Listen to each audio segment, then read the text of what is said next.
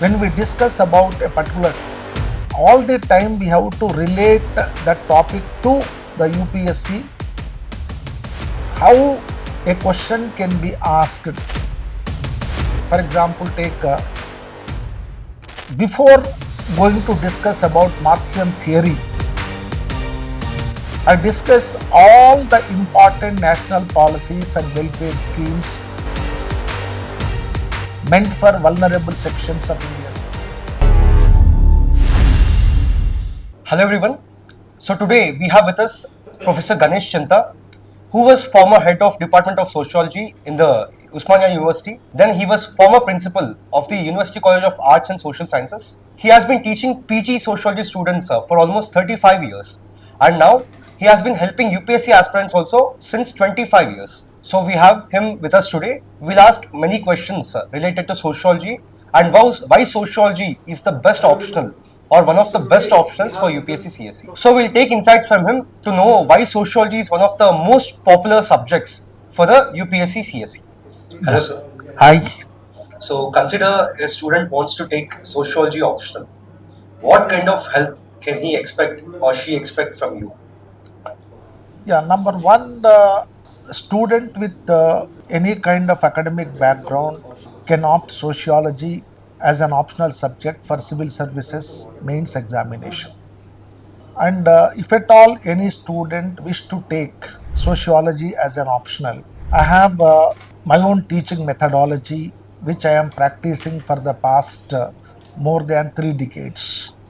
My teaching methodology include conducting regular classes, the discussion of the subject through PowerPoint presentation, providing the detailed notes related to every topic, then conduct of weekly tests, evaluation of their answer scripts personally by me, and providing feedback for the students. And if at all the student want one-to-one interaction with regard to the subject, they can meet me after my class, which I am doing regularly. So this is my teaching methodology. Then as far as the interaction is concerned, student can raise any number of questions related to the subject. But my suggestion here is that when we discuss about a particular topic, all the time we have to relate that topic to the UPSC examination. How a question can be asked on a particular topic and how to present an answer. Always a student has to think in those lines. Even while teaching also, always I begin with a kind of description that how a question can be asked on this particular topic. For example, take social thinkers. We have thinkers like Karl Marx, Max Weber, Emil Durkheim. So before going to discuss about Marxian theory or Weberian theory, first of all, I try to clarify the students that how questions were asked earlier and in future how a question can be asked and how to present the answer. So keeping that aspect in view, I try to explain the subject. This is one. And secondly, always in sociology, when we discuss about a particular topic, we need to relate that theory or a concept to the contemporary society. For example, we are discussing about social stratification. So I explain the concept of social stratification and theories of social stratification and how those theories are relevant to the contemporary Indian society or contemporary global society. So this kind of understanding over the subject help the student to strengthen their subject knowledge and also to write an effective answer. And not only that, as I said, every week I conduct a test. Then I prepare the questions in such a way that as if the question paper is set by the UPSC subject expert, because I am an academician. I have a long experience in setting the question papers, evaluation of the answer scripts. So taking that experience in view, I try to build the capacity of the student. That's why always I tell this coaching program is a capacity building program, right? A student join in a coaching program without any knowledge related to sociology. But once they complete the coaching program, maybe after 4 months, 5 months, or 6 months, they must get perfection on the subject.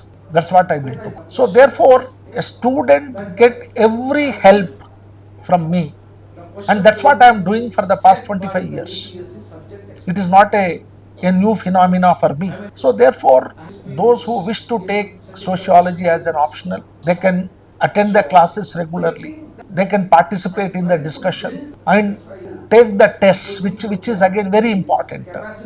Writing the answers to the questions which I give. That's very important. So that I can understand whether the student is able to present the answer in a proper way or not. Because I know what exactly the UPSC subject experts expect from the student. So then I'll give the feedback. So that gradually a student can improve their subject knowledge and also presentation style. And by the time they appear for the civil services mains examination, they get 100% perfection to present a most effective answers. So here a student will be trained in certain aspects. Number one, getting command over the sociological terminology. That is very important.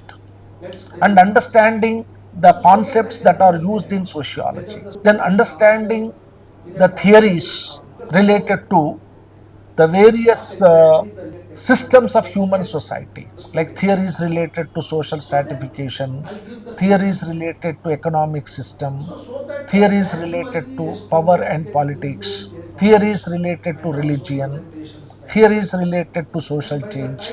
So with regard to that, I make them perfect. And as I told you, all my presentation is through PPTs. So every day they get the notes, detailed notes. Once the class is completed, they get the detailed notes with regard to that topic. And once the topic is over, question paper will be given to them. So they have to write the answers by going through the notes which I have given to them. So this is a regular activity almost for 6 months. And at the end of the day, they get perfection on the subject. And another point I would like to tell you that apart from sociology, when I discuss certain topics, I try to relate them to the contemporary issues, right, which are very important in general studies. I told you earlier that in general studies paper 1, there are certain topics like salient features of Indian society, then population related issues or population dynamics, unity in diversity, effects of globalization on Indian society, regionalism, communalism, urbanization and its social effects, slums. Like there are many topics which we also discuss in sociology. So I train them how to present an answer, right, for such kind of topics in sociology, and how to write for general studies. So how to use the sociological perspective in writing an answer for such kind of questions. So like that, I train them not only for sociology, but also for GS1 and also GS2. For example, take national policies. I discuss all the important national policies and welfare schemes meant for vulnerable sections of Indian society. So that helps them not only for sociology but also for general studies. Then similarly, when I discuss about the family system, religion, education, then I connect them to ethics, right? Because there are some topics related to family, society, educational institutions, religion, in their role in inculcating moral values among the people. Okay, so like that, I try to connect the topics of sociology to the general studies as well as ethics. Then sometimes I also train them on certain topics if at all a question is asked in essay paper, because there are many topics which are very very important in the context of modernization and globalization. For example, take development and displacement. Today, displacement of millions of people wherever the large scale development projects have been undertaken is a major challenge for India's government. So there is every possibility of asking a question on development and displacement in essay paper. Similarly, now take violence, terrorism. How the religious fundamentalism and religious fanaticism results into the global terrorism. Then how to analyze that? I try to train them on that topic. Like that, I take different contemporary issues and with sociological knowledge, how to connect them to those topics and how to write an effective essay. So generally, as part of coaching program, I never restricted myself only to sociology. Always I try to connect sociology to the general studies topics and essay related topics and also ethics. So that means students will have the multiple benefits with sociology. And again, I want to tell you that as an academician, basically I am an academician. Always my objective is to make the student successful. Always I focus on that. If the student is serious, I'll spend any amount of time to train them, to clarify their doubts. Because my goal, my objective is to make them successful. So I try to derive more pleasure by making the students successful. That's what I have done for the past 25 years. Whenever I meet my successful students, I feel very happy, even today. Many IAS officers, IPS officers who are working in different states, whenever I go there, we used to meet, then I feel very happy. So, therefore, always I work in the interest of the student. So, therefore, students need not hesitate to ask any question related to the subject. I am always willing to clarify their doubts and I am always willingly cooperate with them to strengthen their subject knowledge. With that perspective, I try to train the students. Sir, as you said, you are willing to help. So apart from classes, are you providing any mentorship also for sociology and also maybe GS? Yeah, definitely. Generally, what I am doing, even earlier, I used to be very busy because I was there in university service. But even then, after my class, I used to stay back at least for 1 hour and I used to clarify their doubts.